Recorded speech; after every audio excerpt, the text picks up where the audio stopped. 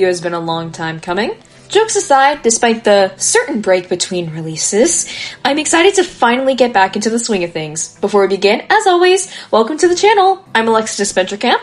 These are my personal opinions, but if you have different, that's completely fine. In my videos, I have sections to maintain organization and simplicity, which are the Episode 6 analysis, Episode 7 analysis, Ivy's character discussion, Tristan's elimination discussion, overall thoughts, and conclusion. Without further delay, let's get this started. Your problems matter too. Whenever it's a special themed episode, it's clear the animation and voice actors and actresses are going to go all out. And they did. Wonderful performances, as always. Before we get into the nitty-gritty of the episode itself, the songs are what most people will recall this episode for, me included. Hence, I wanted to discuss and rank the songs first and foremost. Note, if you'd rather just kind of skip to the episode review, the timestamp is on screen right here. Alrighty! So I'm gonna start off with Fourth being Captivated. Both Logan and Isabel's vocals were great. Richard's were good too, blending in pretty well. The harmonies also worked, and their outfits, oh my goodness, stunning! The reason it's last to me is the music isn't nearly as good as the others in my own personal opinion. Still, it has a nice rock and gospel vibe though, and it is fun to listen to time to time. 3 goes to On My Way. Holy! Natalia can sing! Oh my gosh! Should have given her the complete lead on this song. Regardless, the others sang really well. Marissa's soft voice is pretty cool. Linda's entire outfit just reminded me so much about Grease. It is insane. The songs for this episode are just immaculate. Anastasia x Marissa for the win. I honestly forget their ship name, so simply not higher because both of the following songs are simply so great in my personal opinion. Number 2 goes to I Don't Care. My first thoughts hearing this song were that if this was released back in 2018, it would have gone viral within seconds because of the gotcha community. Moving on, vocals in this song are awesome, especially Tristan's and Benji's? Secret child acquired, I suppose. The only thing I don't care for, this was not even intentional, my goodness, is the lyrics themselves. Because of the similarities to that, again, what I just previously mentioned. And if anybody's seen old gotcha, you know what I mean when I say I'm not the biggest fan of that. Switching to aesthetics, oh my goodness! Favorite easily, oh my gosh, the styles of this song are incredible.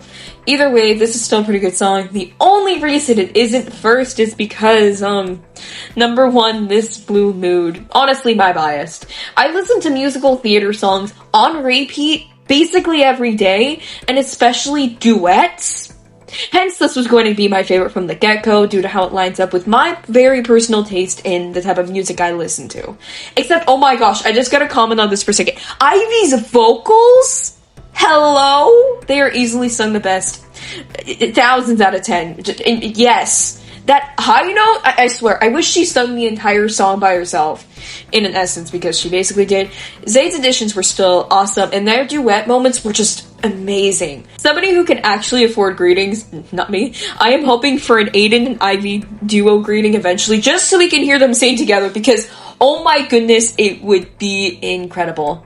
Anyways, if you skipped to the review or you've watched the rankings, let's get back on track. This episode, as a non-elimination at the very beginning, allowed it to have just a different vibe than the rest of the episode so far, and even now after episode 7. It's a lot more chillax while also still having important developments and setups for characters, being pretty good in my opinion in completion.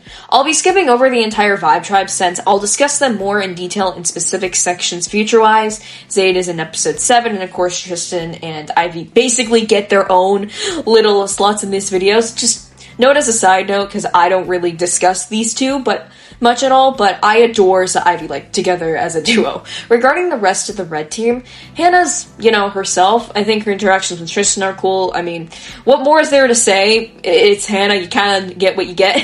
Benji continues to improve through, again, Tristan interactions, goodness. And Jade, too, we're gonna mention her in a moment. Spencer took a back seat for once, which I think improved the episode's quality due to how it affected his closest ally, Jade. Within these reviews, if you've kept up or if you watched a few, however, either way, my main critique for Jade has been how she has been completely surrounded by Spencer, and we haven't really got to explore much of her other character or strategy. Well, rather, all she is strategy other than that.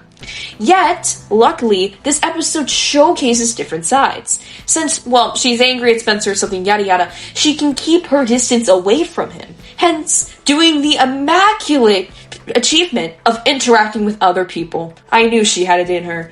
Really impressive development. The Benji interactions that the two had were surprisingly really wholesome, showcasing a pretty different side of her we haven't gotten the chance to see. If only that'll continue.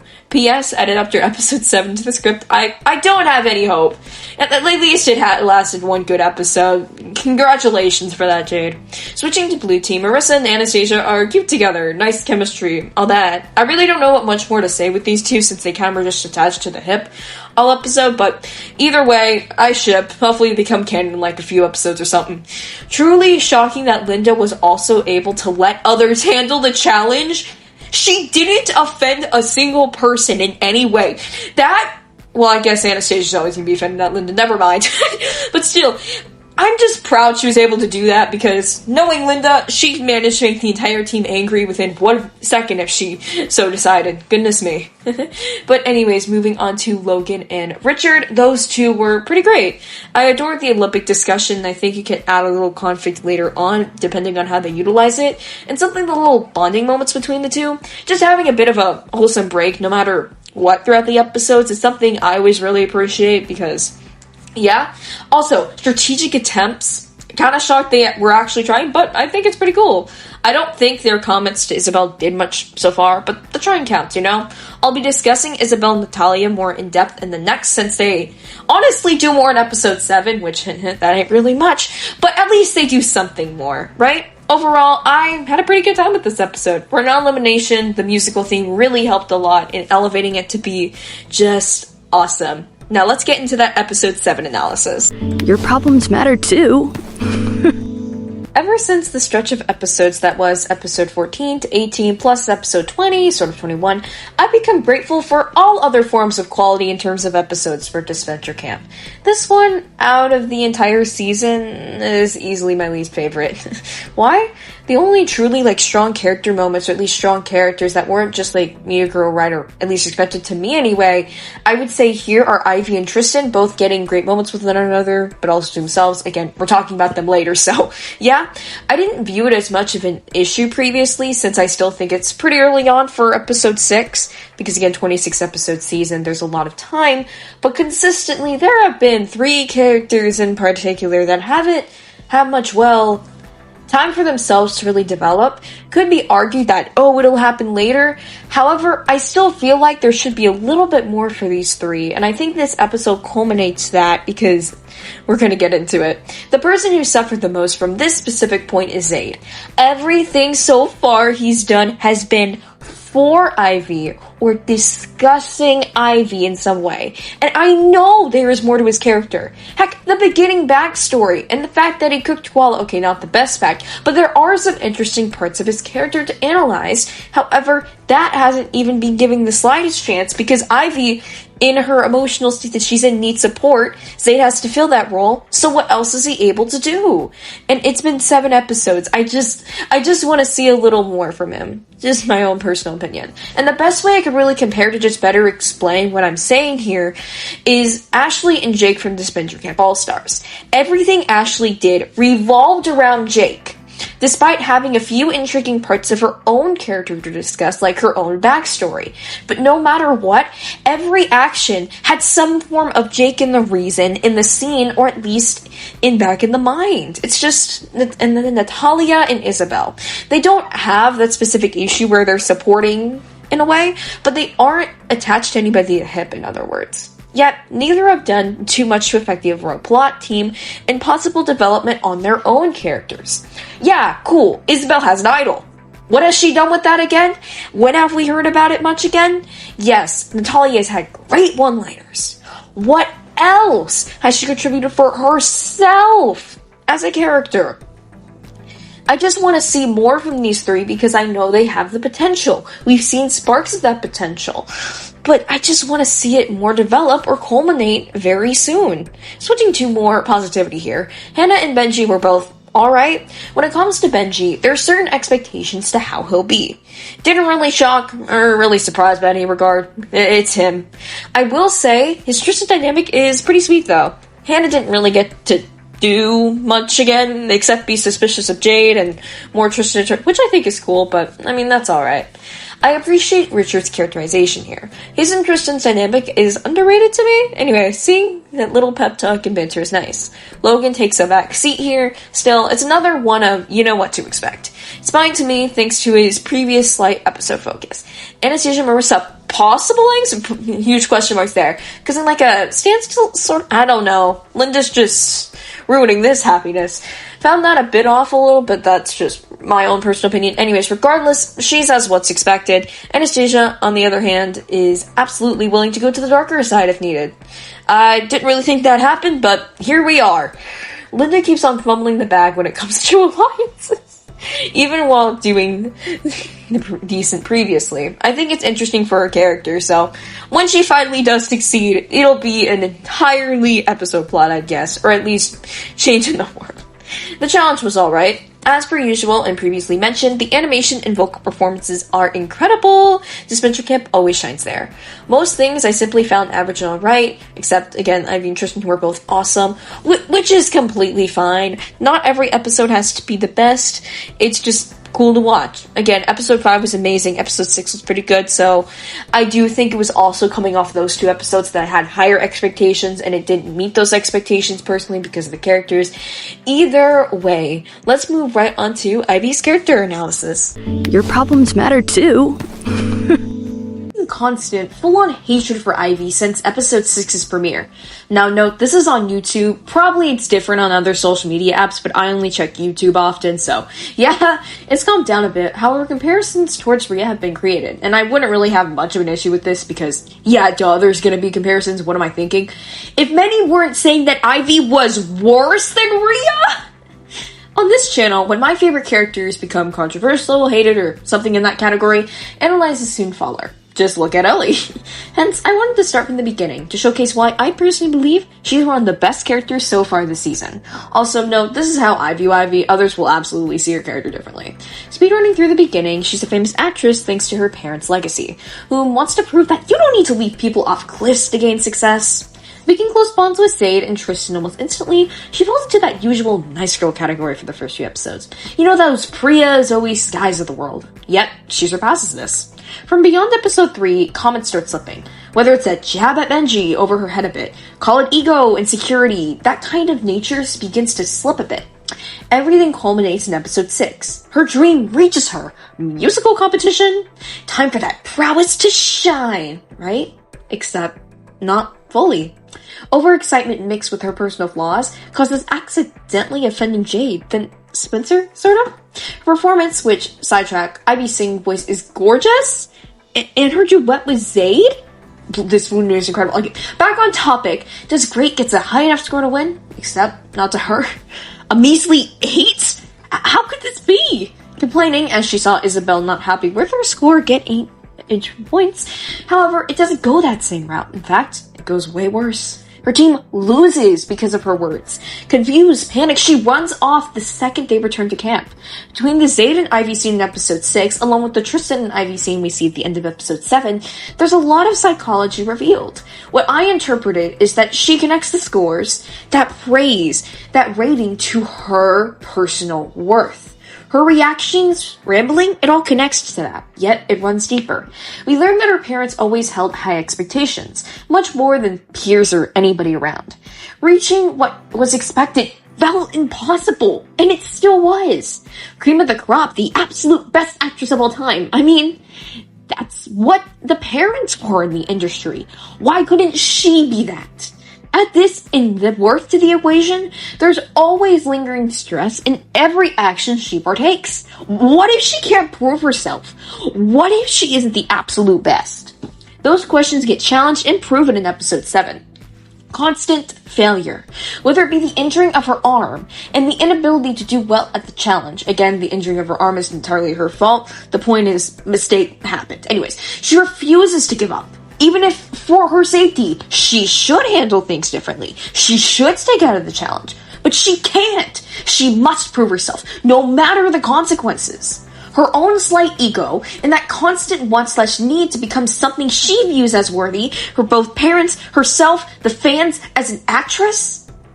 It causes her mistakes, snapping at Zayd, taking Tristan's limelight, and the constant stabs at Benji for whatever reason. Yet, something that adds to this is she apologizes. Look, she attempts to fix her mistakes with others, proven with the Tristan conversation, willing to try and retroactively undo the damage caused, which is much more than a sad expression one way and shows remorse clearly. Goodness. Except, I guess Benji, but I think that'll happen in due time. That's probably hope, but either way, whether by Hannah or Zayd's assistant or others, or as a culmination in her arc as the final person to make up with or something, I don't know, something like that. She's interesting because she's imperfect, and cannot meet up to these expectations set for her. They're impossible, because nobody is actually completely, utterly perfect.